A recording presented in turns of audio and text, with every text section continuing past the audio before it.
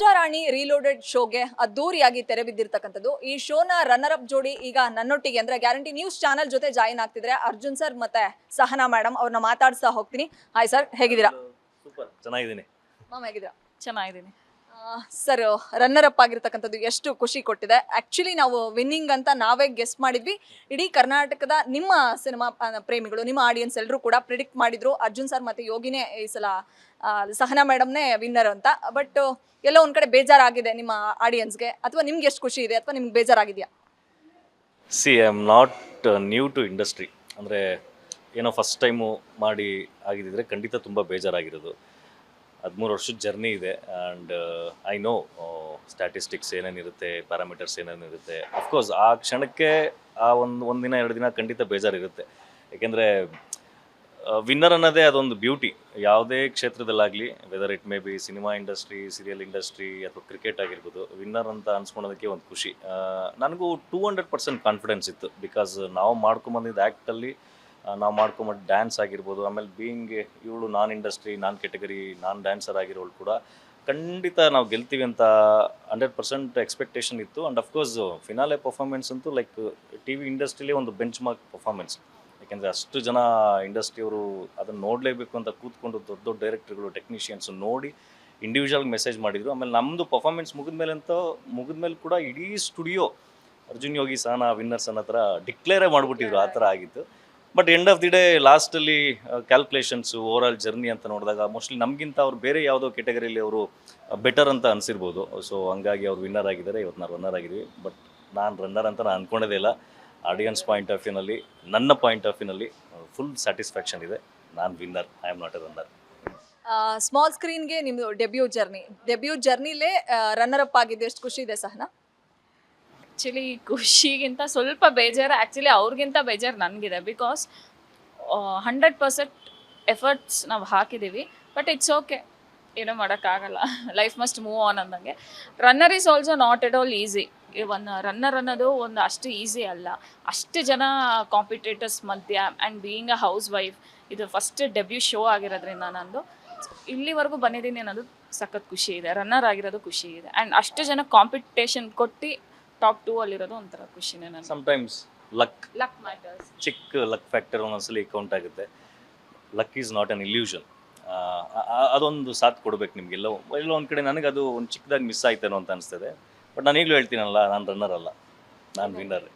Yogi sir, first time ನಿಮ್ಮಿಬ್ಬರ ಒಂದು ಏನು ಹೇಳ್ತಾರೆ ಡಾನ್ಸ್ ಪರ್ಫಾರ್ಮೆನ್ಸ್ನ ಮಗಳು ಸ್ಕ್ರೀನ್ ಮೇಲೆ ನೋಡಿದ್ದು. ಸೊ ಅವಳು ಎಷ್ಟು ಖುಷಿ ಪಟ್ಲು ರನ್ನರ್ ಅಂತ ಅನೌನ್ಸ್ಮೆಂಟ್ ಮಾಡಿದಾಗ? ಅವಳ ರಿಯಾಕ್ಷನ್ ಹೇಗಿತ್ತು? ಏನಾದರೂ ನೋಡಿದ್ರಾ, ಅಥವಾ ಏನು ಹೇಳಿದ್ಲು ಮಗಳು?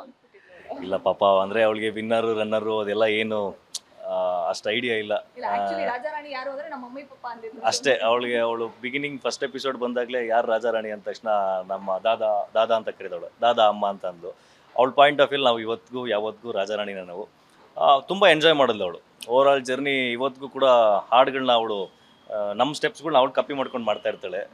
ನಾವು ಯಾವುದೇ ಎಪಿಸೋಡ್ ಮಾಡಿದ್ರು ಕೂಡ ಅವಳು ಅಷ್ಟು ಎಂಜಾಯ್ ಮಾಡ್ತಿದ್ಲು. ಟಿ ವಿಲಿ ಕೂತ್ಕೊಂಡು ನೋಡಿದಾಗ ನಾನು ಎಮೋಷನ್ ಆದಾಗ ಅವಳು ಎಮೋಷನ್ ಆಗ್ತಿದ್ಲು. ಅಂದರೆ ಮಕ್ಕಳಿಗೆ ತುಂಬ ಕನೆಕ್ಟ್ ಆಗ್ತೀವಿ ನಾವು ಒಬ್ಬರೇ ಅಂತಲ್ಲ, ಎಲ್ಲ ಕಂಟೆಸ್ಟೆಂಟ್ ಹೆಸರುಗಳು ಅವಳು ಹೇಳ್ತಿದ್ಲು. ಓವರ್ ಆಲ್ ರಾಜಾರಾಣಿ ನಮಗಿಂತ ಅವಳದು ಜರ್ನಿ ತುಂಬ ಚೆನ್ನಾಗಿದೆ. ಎಲ್ಲರ ಎಪಿಸೋಡ್ಗಳನ್ನ ನೋಡಿದ್ದಾಳೆ, ಎಲ್ಲರೂ ಇಷ್ಟಪಡ್ತಾಳೆ. ನಾವು ಕೂಡ ಮಕ್ಕಳನ್ನ ಹಂಗೆ ಬೆಳೆಸ್ತೀವಿ, ನಾವು ಭೇದ ಭಾವ ಮಾಡಲ್ಲ. ಸೊ ಐ ಥಿಂಕ್ ಅವಳಿಗೆ ನಾವು ಅಂತಲ್ಲ, ಇಡೀ ರಾಜಾರಾಣಿ ಕಂಡ್ರೆ ಅವಳಿಗೆ ಇಷ್ಟ. ಶೋ ಕಂಡ್ರೆ ಅವಳು ಎಂಜಾಯ್ ಮಾಡಿದ್ದಾಳೆ ತುಂಬ. ಸರ್, ಸ್ಮಾಲ್ ಸ್ಕ್ರೀನಲ್ಲಿ ಸೀರಿಯಲ್ ಇರಲಿ, ಸಿನಿಮಾ, ರಿಯಾಲಿಟಿ ಶೋಗಳು ನಿಮ್ಗೇನು ಹೊಸದಲ್ಲ. ಸಹನಾಗೊಸ್ತು ಇದು ಆಫರು ನೀವಿಬ್ರು ಜಾಯಿಂಟ್ ಆಗಿ ಬರಬೇಕು ಅಂತ ಸಂಸ್ಥೆ ಡಿಸೈಡ್ ಮಾಡಿದ್ದ, ಅಥವಾ ಸಹನಾಗೆ ನಾನು ನಿಂತರ ಬಣ್ಣ ಹಚ್ಚಬೇಕು ಅನ್ನೋ ಕನಸಿತ್ತಾ ಅಂತ? ಇಲ್ಲ, ಆ್ಯಕ್ಚುಲಿ ಫಸ್ಟ್ ಸೀಸನಿಂದನೂ ರಾಜಾರಾಣಿ ಬರ್ತಾ ಇತ್ತು ನನಗೆ. ಫಸ್ಟ್ ಸೀಸನ್ನಲ್ಲಿ ನಂದು ಪ್ರಾಜೆಕ್ಟ್ಸ್ ತುಂಬ ಬ್ಯುಸಿ ಇದ್ದಿದ್ದರಿಂದ ಮಾಡೋಕ್ಕಾಗಿಲ್ಲ. ಸೆಕೆಂಡ್ ಸೀಸನ್ ಬಂದಾಗಲೂ ನಾನು ಅಷ್ಟು, ಯಾಕೆಂದರೆ ಆಲ್ರೆಡಿ ನಾನು ಡ್ಯಾನ್ಸಿಂಗ್ ಚಾಂಪಿಯನ್ ಮಾಡಿದ್ದೆ ಒಂದು ರಿಯಾಲಿಟಿ ಶೋ. ಸೊ ಇದು ಕೂಡ ಡ್ಯಾನ್ಸ್ ಶೋ ಅಂತ ಹೇಳ್ತಿದ್ರು ನನಗೆ. ಅಯ್ಯೋ ಮತ್ತೆ ಡ್ಯಾನ್ಸ್ ಮಾಡಬೇಕಾ, ಆಲ್ರೆಡಿ ಪ್ರೂವ್ ಮಾಡಿದ್ದೀವಲ್ಲ ಡ್ಯಾನ್ಸು, ಮತ್ತೆ ಮಾಡಬೇಕಾ, ಬೇಡ ನೋಡೋಣ ಅಂತ ಹೇಳ್ತಾ ಇದ್ದೆ. ಬಟ್ ಇವಳು ಯಾವತ್ತೂ ಏನು ನನ್ನ ಹತ್ರ ಕೇಳಿರಲಿಲ್ಲ. ಯಾವತ್ತೂ ಅವಳು ಆ್ಯಕ್ಟಿಂಗ್ ಫೀಲ್ಡ್ಗೆ ಬರಬೇಕು, ಬಣ್ಣ ಹಚ್ಚಬೇಕು ಅಂತ ಅವಳಿಗೆ ಒಂಚೂರೂ ಏನು ಇಷ್ಟ ಇರಲಿಲ್ಲ. ಬಟ್ ಒಂದು ಇಷ್ಟ ಏನು ಅಂದರೆ, ಅವಳಿಗೆ ರಾಜಾರಾಣಿ ಶೋಗೆ ದೊಡ್ಡ ಫ್ಯಾನ್ ಇವಳು. 3 ವರ್ಷದಿಂದನೂ ಅವಳು ರಾಜಾರಾಣಿ ಒಂದು ಎಪಿಸೋಡನ್ನು ಮಿಸ್ ಆಗಿಲ್ಲ, ಅದನ್ನು ನೋಡ್ತಾನೆ ಇದ್ಲು. ಲಾಸ್ಟ್ ಟೈಮ್ ನಾನು ಹೋಗದೇ ಇರೋಕ್ಕೆ ಸಿಕ್ಕಾಪಟ್ಟೆ ಬೈದಿಲ್ಲ ನನಗೆ. ಬಂದಿದ್ದು ಎಷ್ಟೊಂದು ಕೋಟ್ಯಾಂತರ ಜನ ವೆಯ್ಟ್ ಮಾಡ್ತಾರೆ ಶೋ ಹೋಗೋದಕ್ಕೆ, ನೀನು ಬಂದಿದ್ದು ಬಿಡ್ತೀಯಲ್ಲ ನೀನು ಅಂತ. ಒಂದು ಪ್ರೋಮೋ ರಿಲೀಸ್ ಆಯಿತು, ನಾನು ಇಲ್ಲ ಅಂತ ಹೇಳ್ಬಿಟ್ಟಿದ್ದೆ ಆಲ್ರೆಡಿ. ಫಸ್ಟ್ ಟೈಮು ಸೆಲೆಕ್ಷನ್ಸ್ ಮಾಡಬೇಕಾದ್ರೆ ನಾನು ಕೇಳಿದ್ರು, ಇಲ್ಲ ನಾನು ಆಲ್ರೆಡಿ ಮಾಡಿದ್ದೀನಲ್ಲ ಡ್ಯಾನ್ಸು, ಬೇರೆ ಯಾವುದಾದ್ರು ಶೋಗೆ ಬರ್ತೀನಿ ಅಂತ ಹೇಳಿದ್ದೆ. ಬಟ್ ಯಾವಾಗ ಪ್ರೋಮೋ ರಿಲೀಸ್ ಆಯಿತು ಇವಳು ನಾನು ಹಿಡ್ಕೊಂಬಿಟ್ಲು ಮನೇಲಿ. ನಾನು ಶೂಟಿಂಗ್ ಮುಗಿಸ್ಕೊಂಡು ಅವಾಗ ತಾನೇ ಬಂದಿದ್ದೆ. ನಾನು ರಾಜಾರಾಣಿ ಶೋಗೆ ಹೋಗಲೇಬೇಕು, ಈ ಸಲ ಅದೇನು ಮಾಡ್ತೇವೋ ನನಗೆ ಗೊತ್ತಿಲ್ಲ ಅಂತೇಳಿ ಮಧ್ಯರಾತ್ರಿ 2 ಗಂಟೆವರೆಗೂ ಕನ್ವಿನ್ಸ್ ಮಾಡಿ, ಐ ಥಿಂಕ್ ಆ ವಿಷಯ ಇವಳು ಹೇಳಿದ್ರೆ ಚೆನ್ನಾಗಿರುತ್ತೆ ನನಗೆ. ಮ್ಯಾಮ್ ಹೇಳಿ. ಓಕೆ, ನಾನು ಒಂದೇ ಕೇಳಿದೆ ಅವ್ರಿಗೆ, ಇಲ್ಲಿವರೆಗೂ ನಾನಿನ್ನ ಏನೋ ಮೋಸ್ಟ್ ಎಕ್ಸ್ಪೆನ್ಸಿವ್ ಥಿಂಗ್ಸ್ ಆಗಿರ್ಬೋದು ಅಥವಾ ಒಂದು ಸ್ಟೆಕೇಶನ್ ವೆಕೇಶನ್ ನಾನು ಏನೋ ಕೇಳಿಲ್ಲ. ಇದೊಂದು ಕೇಳ್ತಾ ಇದ್ದೀನಿ, ಈ ಶೋಗೆ ನಾನು ಹೋಗಬೇಕು ಅಷ್ಟೇ, ಏನು ಮಾಡ್ತೀಯ ಅಂತ. ಆ್ಯಂಡ್ ಹ್ಞೂ ಅಂದರು. ಸೊ ಅದೇ ನಾನು ಹೋಗ್ಬೇಕು ಈ ಶೋಗೆ ಅಂದಿದ್ದೇನೋ ಓಕೆ, ನಿಮ್ಮ ಕಾನ್ಫಿಡೆನ್ಸ್ ಮೆಚ್ಚಬೇಕು. ಸರ್ ಹೇಳ್ದಾಗೆ ನೀವು ಡಾನ್ಸಿಂಗ್ ಇರಲಿ, ಆ್ಯಕ್ಟಿಂಗ್ ಇರಲಿ, ಇದು ಯಾವುದ್ರಲ್ಲೂ ಕೂಡ ತೊಡಗಿಸ್ಕೊಂಡವ್ರಲ್ಲ. ಸೊ ನರ್ವಸ್ನೆಸ್ ಇತ್ತಾ ಆರಂಭದಲ್ಲಿ, ಅಥವಾ ನಾನು ಪ್ರಾಕ್ಟೀಸ್ ಮಾಡಿ ಹೋಗ್ತೀನಿ ಅನ್ನೋ ಕಾನ್ಫಿಡೆನ್ಸ್ ಇತ್ತಾ? ಆಬ್ವಿಯಸ್ಲಿ ನರ್ವಸ್ನೆಸ್ ಇತ್ತು, ಬಟ್ ಐ ಡೋಂಟ್ ನೋ, ನನಗೆ ಅದು ಛಲ ಇತ್ತು. ಬಂದಿದ್ದೀನಿ, ನನಗೋಸ್ಕರ ಇವ್ರು ಕರ್ಕೊಂಡು ಬಂದಿದ್ದಾರೆ. ಆ್ಯಂಡ್ ಹೀ ಈಸ್ ಪ್ರೂವ್ಡ್, ಒಳ್ಳೆ ಡ್ಯಾನ್ಸರ್ ಅಂತ ಅವ್ರು ಪ್ರೂವ್ ಮಾಡಿದ್ದಾರೆ. ಇದು ನನ್ನ ಚಾನ್ಸು, ಸೊ ನಾನು ಪ್ರೂವ್ ಮಾಡಲೇಬೇಕು ಅನ್ನೋದೊಂದು ಹಠ ಇತ್ತು.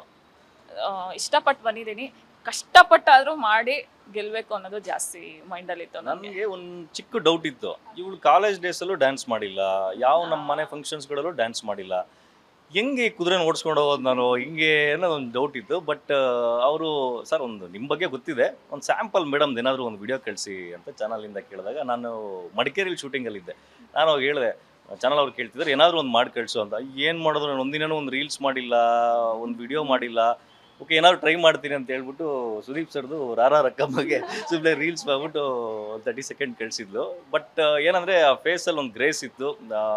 ನನಗೊಂದು ಅದು ವಿಡಿಯೋ ನೋಡಿದ್ಮೇಲೆ ಓಕೆ ಹೆಂಗೋ ತಳ್ಕೊಂಡು ಹೋಗ್ಬೋದು, ಮಾಡ್ಕೊಂಡು ಹೋಗ್ಬೋದು ಅಂತ. ಬಟ್ ಯಾವಾಗ ಒಂದ್ಸಲಿ ಫಸ್ಟ್ ಎಪಿಸೋಡ್ ನಮ್ಮದು ಪ್ರಾಕ್ಟೀಸ್ ಸ್ಟಾರ್ಟ್ ಆಯಿತು, ಹೆಣ್ಮಕ್ಳು ಕೆಲವೊಂದು ಡಿಸೈಡ್ ಮಾಡಿದ್ರೆ ಏನೋ ಮಾಡಬೇಕು ಅಂತ. ನಾನು ಹೆಂಡ್ತಿ ಅಂತಲ್ಲ, ಈಗ ಗೃಹಿಣಿ ಆಗಿರ್ಬೋದು ಅಥವಾ ಯಾವುದೇ ಫೀಲ್ಡಲ್ಲಿ ಯಾರೇ ಇರ್ಬೋದು, ಹೆಣ್ಮಕ್ಳು ಛಲದಿಂದ ತೊಗೊಂಡು ಡಿಸೈಡ್ ಮಾಡಿಬಿಟ್ರೆ ಅವ್ರು ಪ್ರೂವ್ ಮಾಡ್ತಾರೆ ಅನ್ನೋದಕ್ಕೆ ಇವತ್ತು ಫಿನಾಲೆಗೆ ಬಂದು ರನ್ನರ್ ಆಗಿರ್ಬೋದು, but audience point of view winner ಅಂತ ನಾವು ಕರ್ಸ್ಕೊತಾ ಇರೋದು ನಮ್ಗೆ ಭಾಳ ಖುಷಿ ಇದೆ.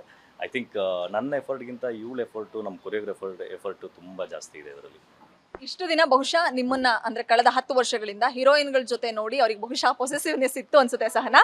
ಸೊ ಅದಕ್ಕೋಸ್ಕರ ನಾನು ಅವ್ರ ಪಕ್ಕದಲ್ಲಿ ನಿಂತು ಡ್ಯಾನ್ಸ್ ಮಾಡಬೇಕು ಅಂತ ಹೋಗಿದ್ದ, ಅಥವಾ ಹೇಗೆ? ಇಲ್ಲ, ಪೊಸೆಸಿವ್ ಅನ್ನೋದು ಇತ್ತು, ಸುಳ್ಳು ಹೇಳಲ್ಲ.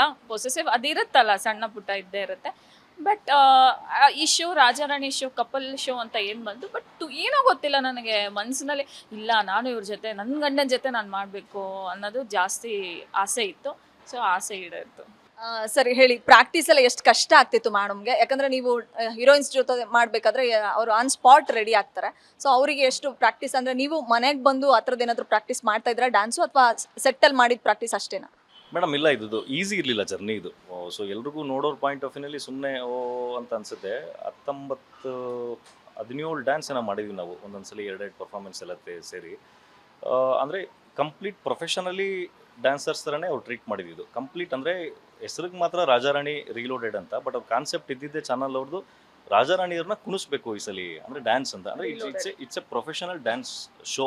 ಅಂದರೆ ಲೈಕ್ ಈಗ ಡ್ಯಾನ್ಸಿಂಗ್ ಚಾಂಪಿಯನ್ನು ಈ ಥರ ಏನು ಬರ್ತಿದೆ, ಅಥವಾ ಹಿಂದಿಲಿ ಏನು ಕಪಲ್ ಡ್ಯಾನ್ಸ್ ಅಂತ ಬರ್ತಿದೆ. ಕಪಲ್ ಡ್ಯಾನ್ಸ್ ಅಂತ ಹೆಸರಿಡ್ಲಿಲ್ಲ ಅಷ್ಟೇ, ಬಟ್ ರಾಜಾರಾಣಿ ಅಂತಲೇ ಇಟ್ಟಿದ್ದು. ಜರ್ನಿ ಹೆಂಗಿತ್ತು ಅಂದರೆ, ಲೈಕ್ ನಿಮಗೆ ಚಿಕ್ಕದಾಗಿ ಹೇಳಬೇಕು ಅಂದರೆ, ನಾನು 8:30 ರಾತ್ರಿ 8:30ವರೆಗೂ ಶೂಟ್ ಮಾಡಿ 9 ಗಂಟೆಗೆ ಇವಳನ್ನ ಡ್ಯಾನ್ಸ್ ಕ್ಲಾಸಿಗೆ ಕರ್ಕೊಂಡೋಗಿ ಮಧ್ಯರಾತ್ರಿ 2:30-3 ಗಂಟೆಗೂ ಪ್ರಾಕ್ಟೀಸ್ ಮಾಡ್ಕೊಂಡು ಮನೆಗೆ ಬರ್ತಿದ್ವಿ. 3 ಅವರ್ಸ್ ನಿದ್ದೆ ಮಾಡ್ತಿದ್ದೆ ಅಷ್ಟೇ. ಮತ್ತೆ ಪಾಪ ಇವಳು ಇಮಿಡಿಯೇಟ್ ಇದ್ದು ನನ್ನ ಮಗಳನ್ನ ಸ್ಕೂಲಿಗೆ ರೆಡಿ ಮಾಡಬೇಕು, ಅವಳನ್ನ ಕರ್ಕೊಂಬರ್ಬೇಕು. 4.5 ಮಂತ್ಸ್ ನಾವು ಒಂದು 15-20 ಡೇಸ್ ಬಿಟ್ಟರೆ ಇನ್ನು ಎಲ್ಲ ದಿನವೂ ಬರೀ 3 ಅವರ್ಸ್ 4 ಅವರ್ಸ್ ಅಷ್ಟೇ ನಿದ್ದೆ ಮಾಡಿರೋದು. ಆಮೇಲೆ ನಾವು ಒಂದ್ಸಲಿ ಒಳಗಡೆ ಹೋದ್ಮೇಲೆ ಯಾವುದೇ ಕೆಲಸ ಒಪ್ಕೊಂಡ್ರು ಅದನ್ನು ತುಂಬ ಅಚ್ಚುಕಟ್ಟಾಗಿ ಮಾಡಬೇಕು. ಸ್ಟೇಜಿಗೆ ಮೋಸ ಮಾಡಬಾರ್ದು ಅಥವಾ ಯಾವುದೇ ಕ್ಯಾರೆಕ್ಟ್ರಿಗೆ ಮೋಸ ಮಾಡಬಾರ್ದು ಅಂತ ನಂಬೋನು ನಾನು. ಇವಳನ್ನ ಕರ್ಕೊಂಡು ಹೋದಾಗ ನನಗೆ ಒಳ್ಳೆ ಕೊರಿಯೋಗ್ರಫರ್ ಕೊಟ್ಟರು, ಸಾಗರ್ ಅಂತ ಅದ್ಭುತವಾದ ಕೊರಿಯೋಗ್ರಫರ್ ಕೊಟ್ಟರು. ಸಾಗರ್ ನಾನು ಹೇಗೆ ಅಂದರೆ, ನಾವು ಒಂದು ಟೈಮಲ್ಲಿ ಕಂಟೆಸ್ಟೆಂಟ್ಸು, ನಾನು ಮತ್ತು ಸಾಗರ್ ನಮ್ಮ ಕೊರಿಯೋಗ್ರಫರ್. ಬಟ್ ನಮ್ಮದೊಂದು ವೇವ್ ಲೈನ್ ಚೆನ್ನಾಗಿದ್ದರಿಂದ, ಸರ್ ನಾವು ಇಲ್ಲಿವರೆಗೂ ಇಡ್ತೀವೋ ಗೊತ್ತಿಲ್ಲ, ಬಟ್ ಫಸ್ಟ್ ಎಪಿಸೋಡಿಂದ ನಾವು ಡ್ಯಾನ್ಸೇ ಮಾಡಬೇಕು, ಬೇರೆ ಯಾವುದೋ ಗಿಮಿಕ್ ಮಾಡ್ದಂಗೆ ಇನ್ನೊಂದು ಮತ್ತೊಂದು ಮಾಡ್ದಂಗೆ ಡ್ಯಾನ್ಸಲ್ಲೇ ನಾವು ಪ್ರೂವ್ ಮಾಡಬೇಕು ಅಂತ ನಾವು ಸ್ಟಾರ್ಟ್ ಮಾಡಿ, ಲಿರಿಕ್ಸಿಗೆ ತಕ್ಕಂಗೆ ಡ್ಯಾನ್ಸ್ ಮಾಡಿಕೊಂಡು ಇವಳನ್ನ ಎಷ್ಟು ನಾವು ಪಾಪ ಅಯ್ಯೋ ಅನ್ಸಿದ್ದೀವಿ ಅಂದರೆ ಈವನ್ ಪ್ರೊಫೆಷ್ನಲ್ ಡ್ಯಾನ್ಸರ್ಸ್ಗೂ ಕೂಡ ಆ ಥರ ಸ್ಟೆಪ್ಸ್ಗಳು ಮಾಡೋಕ್ಕಾಗಲ್ಲ. ಇವಳಿಗೂ ಛಲ ಇತ್ತು, ನಮಗೂ ಪ್ರೂವ್ ಮಾಡಬೇಕು ಅನ್ನೋ ಒಂದು ಹಠ ಇತ್ತು. ಸೊ ಅದೆರಡು ಬ್ಲೆಂಡ್ ಆಗಿ ಇವತ್ತು ನಾವು ಮಾಡಿರೋ ಪರ್ಫಾರ್ಮೆನ್ಸ್ಗಳನ್ನ ಜನ ಮಾತಾಡ್ತಿದ್ದಾರೆ ಹೊರಗಡೆ.